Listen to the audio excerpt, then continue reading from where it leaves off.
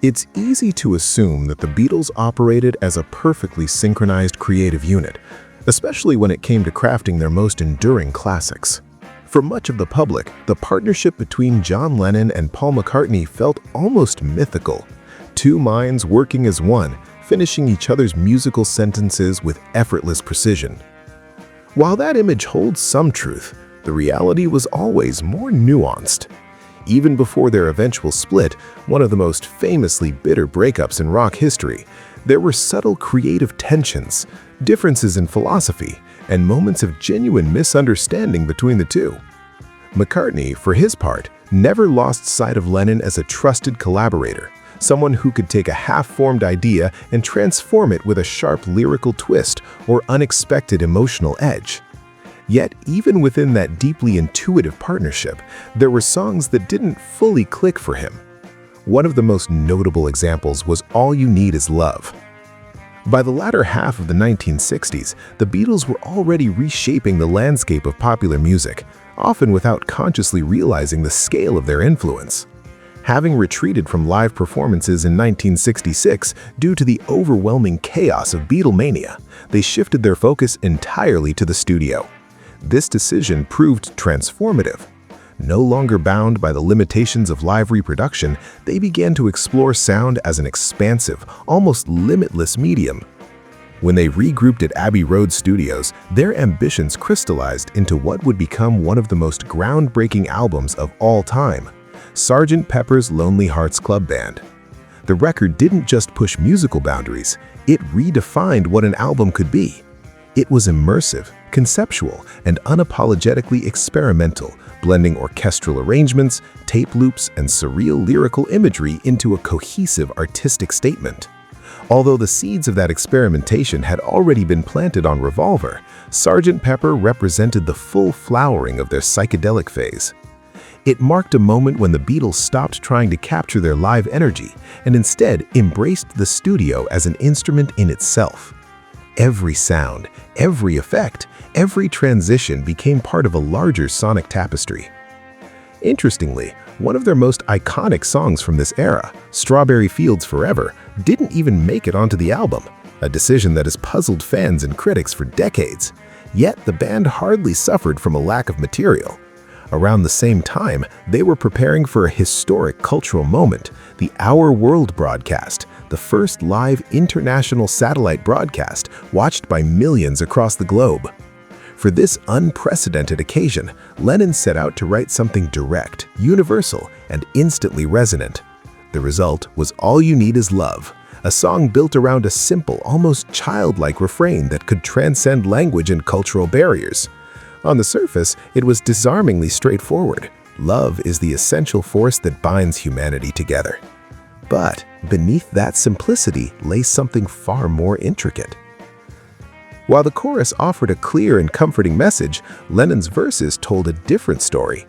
Drawing from his fascination with Eastern philosophy, as well as his own penchant for wordplay and paradox, he constructed lines that seemed to contradict themselves.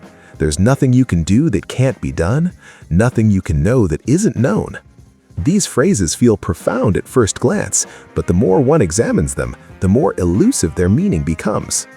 This duality was a hallmark of Lennon's writing. He had a unique ability to present ideas that felt universally true while simultaneously resisting straightforward interpretation. His lyrics often operated on multiple levels, part philosophical statement, part playful riddle. It was a style that invited listeners to project their own meanings onto the song, rather than offering a fixed, easily digestible message. That complexity, however, didn't always sit comfortably with everyone, especially not with McCartney. Despite being fully on board with the song's spirit and its anthemic chorus, McCartney found himself puzzled by certain aspects of the verses. In his book, Many Years From Now, he reflected on this disconnect with surprising candor. While he admired the song and recognized its impact, he admitted that some of Lennon's lyrical choices left him scratching his head. To McCartney, the chorus delivered a beautifully simple truth, but the verses introduced a level of abstraction that felt almost at odds with that clarity. And he wasn't alone in that reaction. George Harrison also encountered challenges with the song, though his were more technical than lyrical. When it came time to perform All You Need Is Love, Harrison noted the unusual structure of the composition. The song shifts unpredictably between time signatures, moving from standard 4/4 into passages that resemble a waltz-like 3/4 feel. This fluidity gives the track a slightly off-kilter rhythm, making it more difficult to perform than its sing-along chorus might suggest. Yet somehow, all of these complexities, lyrical, structural, and philosophical, coalesced into something remarkably cohesive during the live broadcast. In front of a global audience, the Beatles delivered a performance that felt spontaneous, yet deeply symbolic. The song quickly became an anthem of its era, capturing the spirit of the summer of love and echoing the ideals of a generation seeking peace, unity, and emotional authenticity. What makes All You Need Is Love so enduring is precisely this tension between simplicity and complexity. The chorus invites everyone in, offering a message that feels universally accessible. The verses, meanwhile, linger in ambiguity, encouraging deeper reflection and interpretation. It's a song that can be both instantly understood and endlessly debated. For McCartney, that ambiguity never fully resolved. Even years later, as he occasionally revisited the song in live performances as a tribute to Lennon, there remained an element of mystery at its core. It stood as a reminder that even within one of the most celebrated songwriting partnerships in rock history, not every idea was shared, not every line fully understood. And perhaps that's part of what makes the Beatles' music so compelling.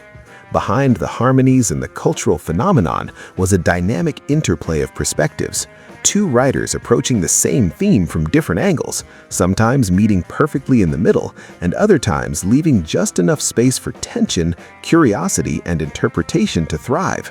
In the case of All You Need Is Love, that space is exactly where the song continues to live, decades later, somewhere between clarity and contradiction, simplicity and depth, certainty and wonder.